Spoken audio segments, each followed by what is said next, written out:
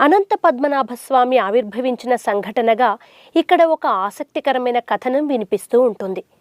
పూర్వం శ్రీ మహావిష్ణువుకు పరమ భక్తుడైన బిల్వమంగళుడు ఈ ప్రదేశంలో స్వామిని ధ్యానిస్తూ ఉండేవాడట.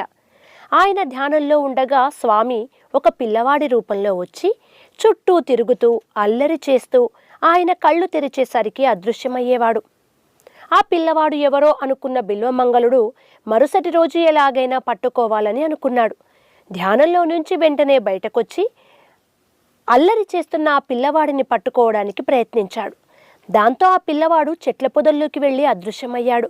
పిల్లవాడిని వెతుకుతూ ఆ పొదల్లోకి వెళ్ళిన బిల్వమంగళుడికి అక్కడ శయనముద్రలో వెలిసిన స్వామి మూర్తి కనిపించింది.